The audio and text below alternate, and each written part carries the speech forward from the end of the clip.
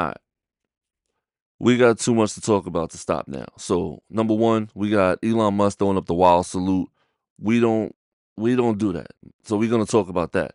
We also gonna talk about the pastor from Detroit, I'm not gonna say his name, versus the tribute prayer type situation that he did at the inauguration versus what Dr. Martin Luther King daughter, his youngest daughter Desiree King, where she gave a speech that was like basically like a stiff arm to that movement. Like we're not doing no MAGA stuff in Atlanta. We're gonna talk about how those two things go against each other and how our community goes against each other based on like certain things for whatever reason, but that's not gonna be this video. This video we're gonna talk about the inauguration speech. But I can't even start talking about the inauguration speech before I let you guys know this, right? The country is truly divided. It's not as red as you think. These big cities is a lot of us, and a lot of us feel a certain way, right? As far as land goes, there's a majority in land, and you guys live there in those places where we don't live. These big cities that keep America running, we also need to be catered to, and it's got to start on a local level. It has to go to a state level, but on a federal level, we need to be acknowledged. I have to say that. Also, we gotta really pay attention to when this dude lies. Like, and we can't accept the fact that people don't believe something as a lie because those two things have never been those two things have never gone together before. So, first lie. This dude keeps saying that it was a landslide victory. Yeah, the electoral college was a landslide victory. I'm not gonna lie about that. He won, right? But the popular vote wasn't as crazy as he keeps saying, and it's very easy to verify. He won by less than like 3% of the popular vote. I don't understand how that's a thing that's being disputed. You could Google it. You could use AI to check that. Very simple. Um, there's other stuff too. I'm not gonna go through lies because that's gonna take a long time. But also, I want you guys to know that um the TikTok situation, right? Where TikTok went away and it came back. I don't know all the specifics of that situation, but I do know that it reminded me of when the stimulus checks were being held and then they were told that they can go out. But the only way they can go out is if Donald Trump's name was on the checks. That's a real thing. That really happened. Donald Trump held the stimulus checks that y'all keep saying he gave me money until his name was on them so that he could say that he gave the checks. And y'all believed that he gave the checks. That reminds me of how TikTok disappeared and TikTok came back. But how did it come back? It came back with a like a notice on the front that said something like thank you Donald Trump for your efforts on bringing TikTok back. I don't remember the exact words, but his name had to be on it. And you know that he likes his name on stuff because I live in New York City. So Donald Trump's name is on stuff. You go over the White Stone Bridge, it used to say Trump Links. You go to Trump Tower, his name is on Trump Tower. Like, it's just his name is everywhere. If you're on the West Side Highway, it used to be Trump on the buildings. I don't know if it's still there. I haven't been down the West Side Highway in a long time, but for the most part, Donald Trump likes putting his name on stuff. And he puts his name on stuff because he finds value in that. And it's been working for him. So when he puts his name on the welcome back notice on TikTok, realize that that's a thing, right? It's basically like he's a transactional person. He's always transactional, hardly ever factual. That's just what I have in my head. I don't know if that resonates with you or whatever. He's very transactional. He's hardly ever factual. And if he does certain things or if he says things that I like, I will acknowledge it. But if he's lying, I have to say that because he's been lying flat out. So he's very transactional, hardly ever factual. We're gonna jump into the inauguration speech and we're gonna stop every once in a while to break it down. All right, let's get it. Very much.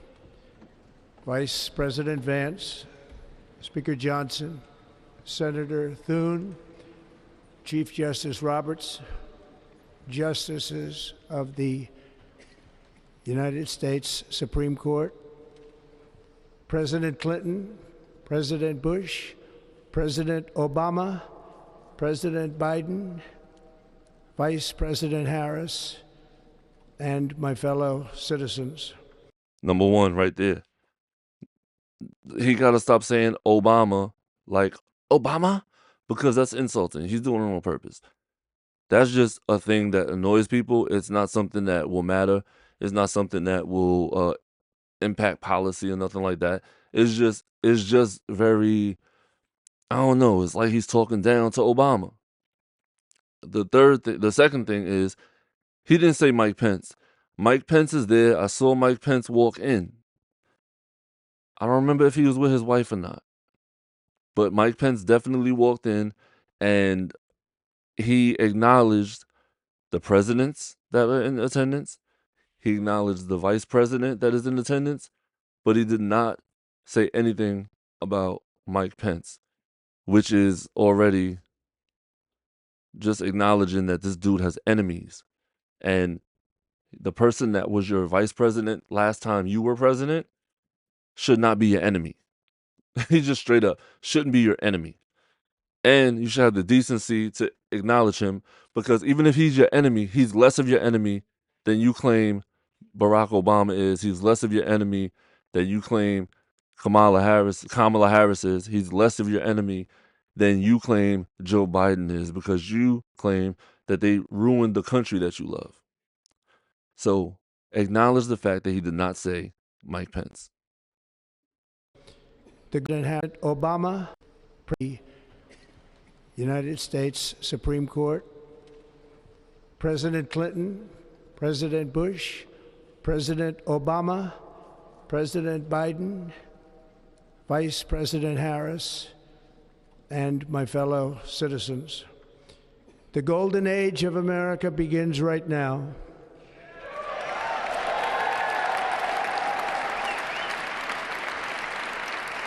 Respect to the fact that Joe Biden and Kamala Harris did not budge. Like, it's just insulting to them while they're sitting there. From this day forward, our country will flourish and be respected again all over the world. We will be the envy of every nation, and we will not allow ourselves to be taken advantage of any longer. During every single day of the Trump administration, I will very simply put America first.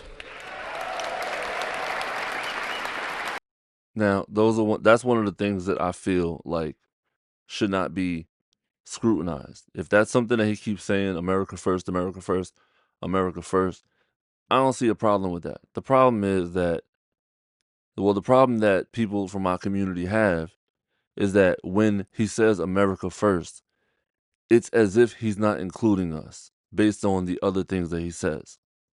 Like when he calls us DEI hires and he says there's black jobs and stuff like that. That just makes us feel like we're not the America that he's talking about. You have to acknowledge that. I don't understand how anyone could not acknowledge it. I don't understand how anybody could refute that. But we're going to keep going.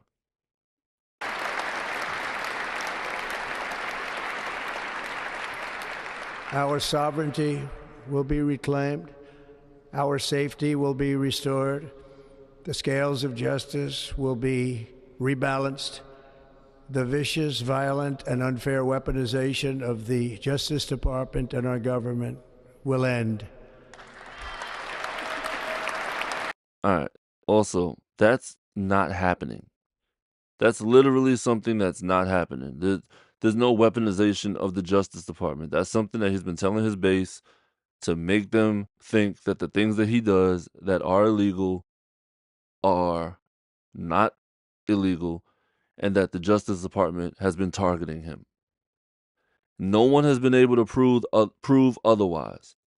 No one has been able to prove how the Justice Department has been weaponized against him, because it seems like it's only against him. So if anyone has any proof of that, I'm down to listen. But if there's no proof, if it's just a feeling, then we can't accept it, because y'all don't accept when we have the feeling that when y'all say DEI, y'all are saying that we're not qualified for anything, even if we're overqualified. So let's stop with the feelings. If there's no facts, then shut up. Straight up. And our top priority will be to create a nation that is proud, prosperous, and free. There's nothing wrong with saying that.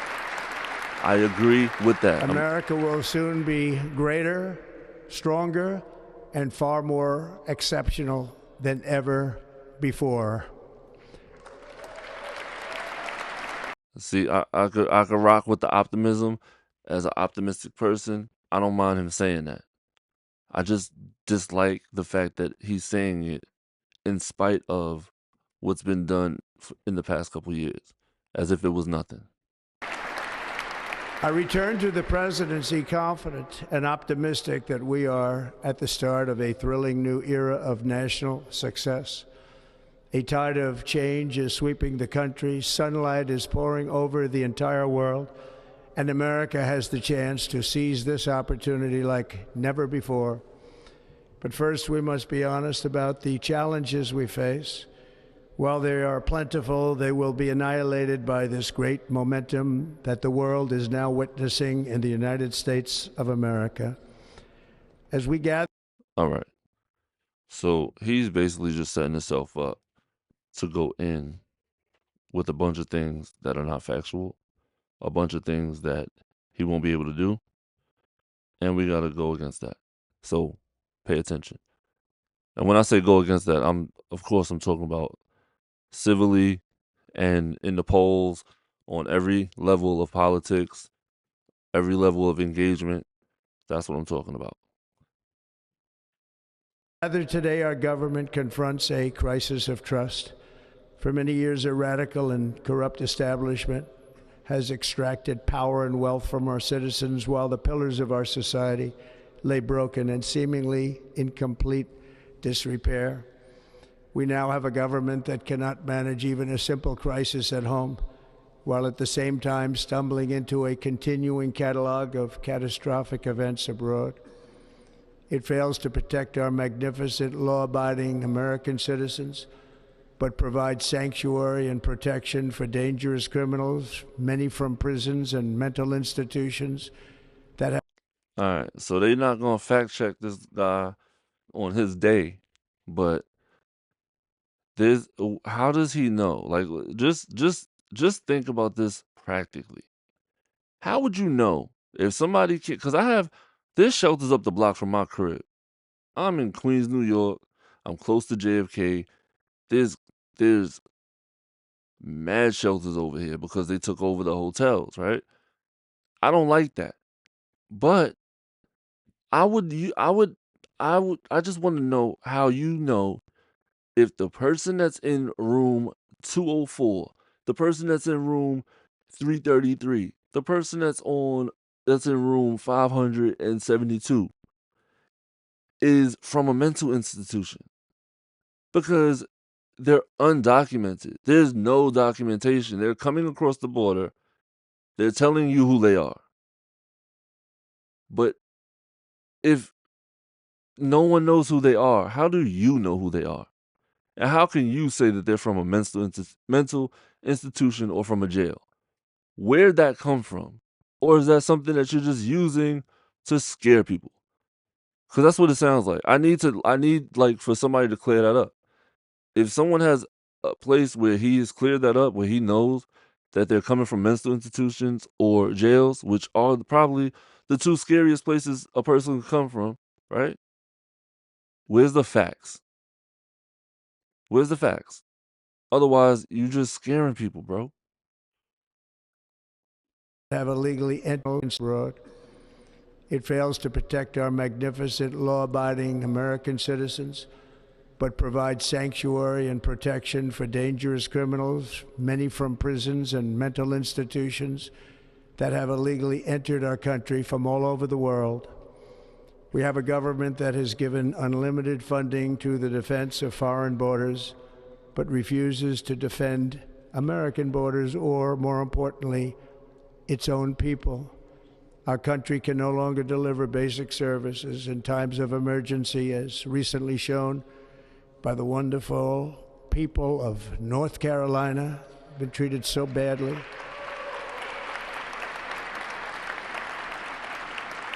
And other states who are still suffering from a hurricane that took place many months ago. Or more recently, Los Angeles, where we are watching fires still tragically burn from weeks ago without even a token of defense. They're raging through the houses and communities, even affecting some of the wealthiest and most powerful individuals in our country, some of whom are sitting here right now. They don't have a home any longer. That's interesting. But we can't let this happen. Everyone is unable to do anything about it. That's going to change. We have a public health system that does not deliver in times of disaster, yet more money is spent on it than any country anywhere in the world. And we have an education system that teaches our children to be ashamed of themselves in many cases, to hate our country despite the love that we try so desperately to provide to them. All of this will change starting today, and it will. Now, look, a lot of y'all agree with that stuff, right? But a lot of y'all don't even know where it started. Like, you got to take into consideration there was a time within my lifetime where education took a back seat or was side by side with emotional intelligence. Let me say that again. Education either took a back seat or sat side by side with emotional intelligence. And it changed a bunch of stuff, like people's ability to regulate their emotions, people being able to be in touch with their feminine side, or for people to be in touch with their masculine side, or for people to say, I got both sides. That actually happened. I don't know if there's studies on it. I have not looked it up, but just doing just being on the ground, that's what's happening. And things come from that. So I don't know what side of the coin you're on when it comes to gender and all of that stuff, but what the government says ain't going to change how somebody feels about themselves at this point. So you live and let live.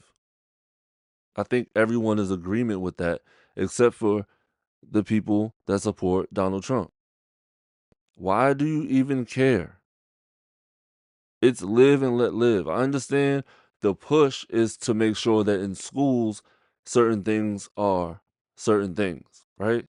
That's fine. You're spending federal dollars on the schools to keep them running, hopefully, if you don't get rid of the Department of Education. But also, like, these children go home. And that's a valuable lesson that I learned. These children, I mean, I knew it, but this is a valuable lesson that I learned is that these children are with their teachers during the daytime. But when they get home, they unlearn everything you teach at school. You know this just by you just know this. Everybody knows that children gain more I don't know, like more of their personality, most of their um you become a person at home with the people that you're around, like on a regular basis. And if you don't have any family, then you might be I don't know, like you might develop the characteristics of the people around you. But home is where you get to unlearn all of the stuff that you learned in school. That's part of the reason why I don't like the classroom. So I understand what he's saying. But I also know that when these children go home, if there's something that school taught them, their family will unteach it. It's just what's happening out there. So you could try, but but people gonna do what people gonna do. Will change very quickly. This will change starting today, and it will change very quickly.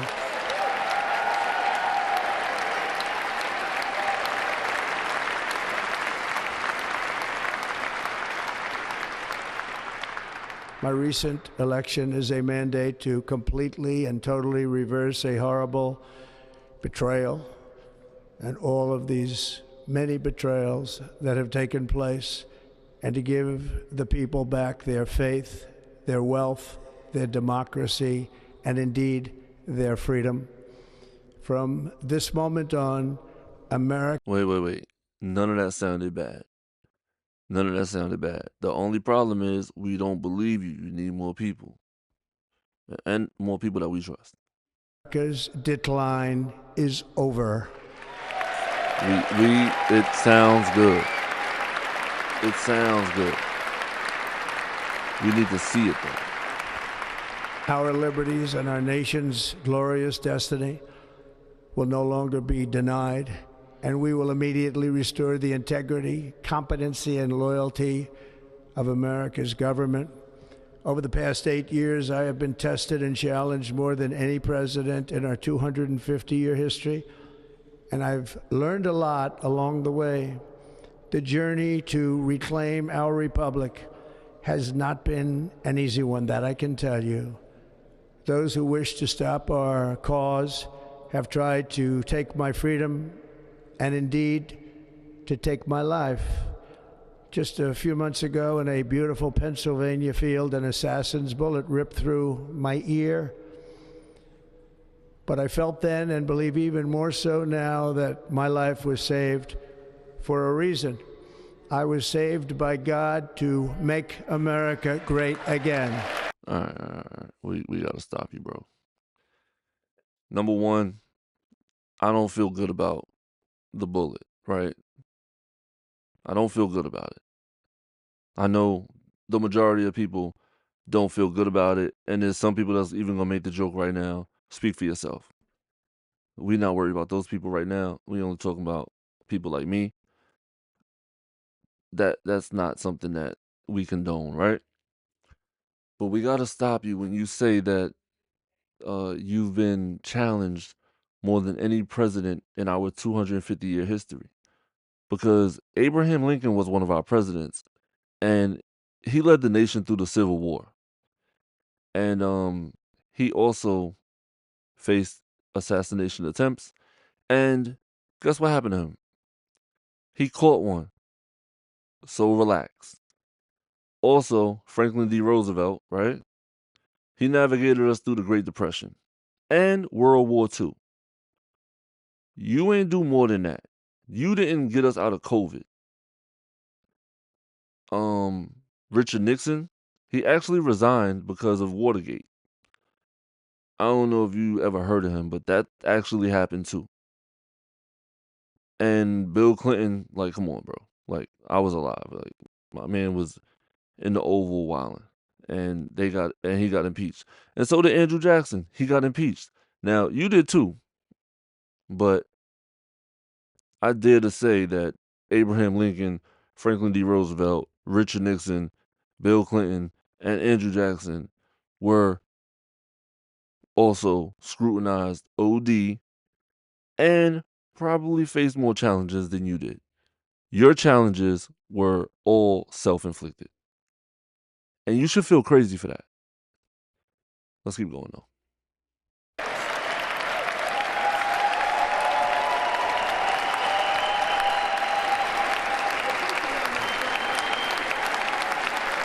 Thank you. Thank you.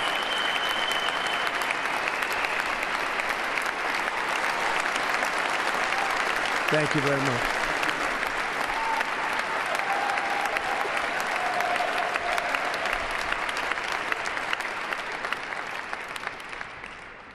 You know what? I'm going to stop it right there. and we'll do part 2. Hopefully, I'll end up doing a part 3, but sometimes you just gotta pop out. Nah, sometimes you just gotta stop and explain certain things. So right now we at 25 minutes, and I don't wanna go too crazy. So I'm gonna stop it here.